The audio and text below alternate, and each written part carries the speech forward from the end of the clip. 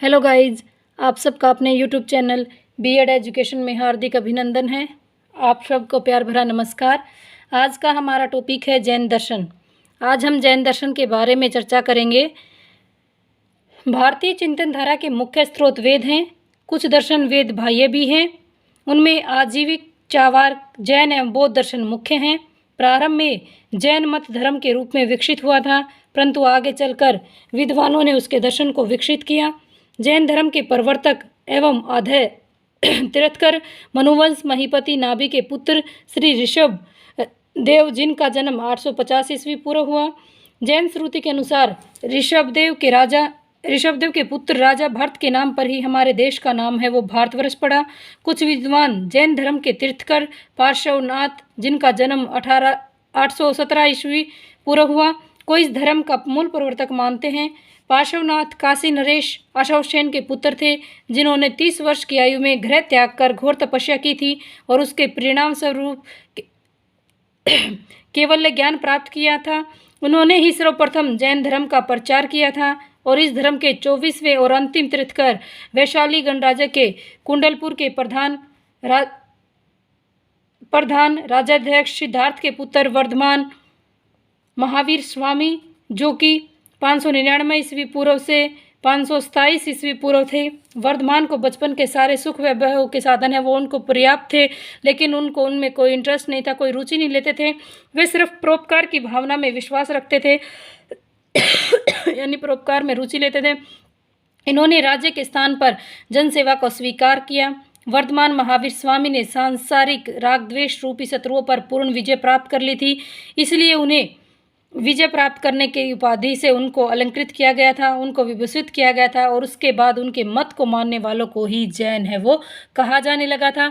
महावीर स्वामी ने 23वें तीर्थकर पार्श्वनाथ के 4 महावर्तों, यानी जो ये 4 महावर्त हैं, ये हैं सत्य, अहिंसा, असत्य और अपरिग्रह में एक महावर्त को जोड़कर मनुष्य को 5 महावर्तों यानी सत्य, अहिंसा, असत्य, अपरिग्रह और ब्रह्मचर्य के पालन करने का उपदेश दिया। यानी सत्य से हमारा तात्पर्य है यानी सदा सच बोलना, कभी झूठ न बोलना। अहिंसा यानी अहिंसा से हमारा तात्पर्य है कि हिंसा ना करना। अस्त्य से हमारा तात्पर्य है यानी चोरी ना करना। अपरिग्रह से तात्पर्य है धन का अधिक संग्रह न करना या धन को ज़्यादा मात्रा में इकट्ठा न करना। ब्रह्मचर्य यानी ब्रह्मचर्य होता है कि इंद्रिया निग्रह करना। ये जो हमारा 5वां ब्रह्मचर्य है, व्रत है जो ब्रह्मचर्य, ये महावीर द्वारा प्रतिपादित किया गया था और इन 5 में से सबसे ज़्यादा इन्होंने अहिंसा को है वो सर्वश्रेष्ठ और उत्तम है वो बताया था। उन्होंने इस उपदेश में उन्होंने उस समय की जो जनभाषा थी मागधी, उसमें बड़े ही सीधे, सच्चे व सरल तरीके से इन्होंने इसके बारे में व्यक्त किया है। कालांतर में अनेक इन धार्मिक उपदेशों को दार्शनिक विवेचन प्राप्त हुआ, जो जैन दर्शन के नाम से है वो जाना जाता है। जैन दर्शन को रूप देने में मुख्य भूमिका है वो उमाश्वाती कुंदाचार्य, जो कि प्रथम शताब्दी से थे, समंत भरद 3य शताब्दी, द्विसेन व दिवाकर 5वीं शताब्दी, हरिभद्र और भट्ट अकलंक ये 8वीं शताब्दी से, विद्यानंद 9वीं शताब्दी से और वादिराज सूरी ये 11वीं शताब्दी से, देवसूरी व हेमचंद्र ये 12वीं शताब्दी से, गुणरतन 15वीं शताब्दी और यशो विजय है वो 17वीं शताब्दी के रहे हैं।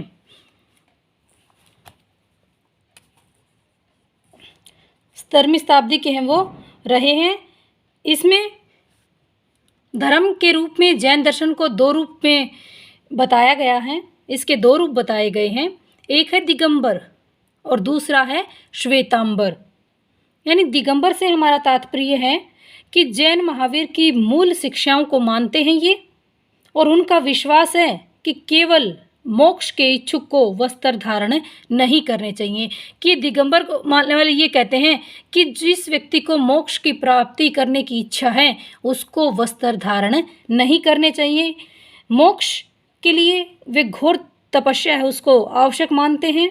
उनकी दृष्टि से स्त्रियां मोक्ष की अधिकारिणी नहीं हैं कि वो मोक्ष को प्राप्त नहीं कर सकती। वो तभी कर सकती हैं जब वे पुरुष के जीवन प्राप्त करने के बाद ही मोक्ष प्राप्त करने का प्रयास है वो कर सकती हैं। श्वेतांबर यानी श्वेतांबर ये इसके शब्द के अर्थ से हो रहा है, यानी जिसके श्वेतांबर महावीर स्वामी द्वारा प्रचलित कठोर नियमों में थोड़ी ढील देते थे। और ये जो श्वेतांबर हैं ये सफ़ेद कपड़े पहनने पर विश्वास है वो रखते थे।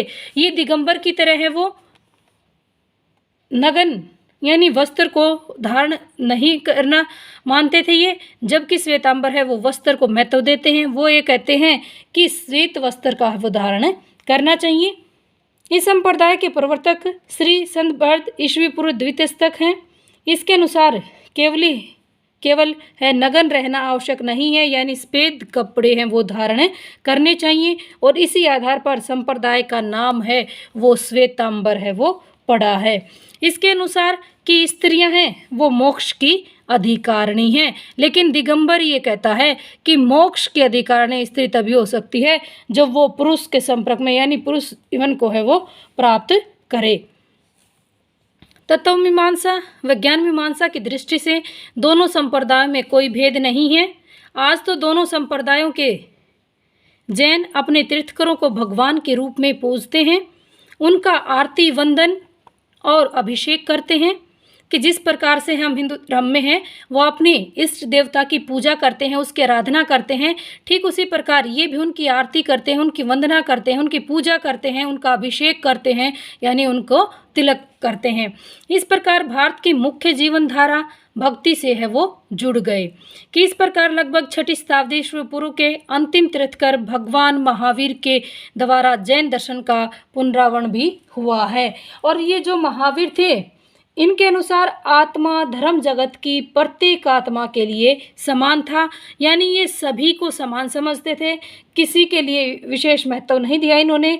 कि दुनिया की सभी आत्मा हैं वो एक जैसी हैं, इसलिए दूसरों के प्रति हमें वही विचार वही व्यवहार है वो करना चाहिए जो हम अपने स्वयं के लिए पसंद करते हैं। यानी इनका जो सिद्धांत था ये कहता था जीवो और जीने दो। इनका सिद्धांत था जियो और जीने दो, यानी ये इस सिद्धांत को महत्व करते थे कि स्वयं भी अपना जीवन अच्छे से व्याप्त करो और दूसरों को भी करने दो। और जो ये जैन धर्म था, जैन धर्म है ये बौद्ध धर्म की तरह है, वो वैदिक दर्शन की है वो अवहेलना करता है, वैदिक का खंडन करता है ये। थैंक यू गाइज, प्लीज़ मेरे चैनल को लाइक करना, शेयर करना व सब्सक्राइब करना, अच्छे अच्छे कमेंट करना। और जिसको एजुकेशन से रिलेटेड जो टॉपिक पढ़ना है वो मुझे कमेंट बॉक्स में लिख सकते हैं, मैं उसी पर वीडियो है वो डाल दूँगी। और नेक्स्ट वीडियो में हम पढ़ेंगे कि जैन दर्शन और शिक्षा। Thank you.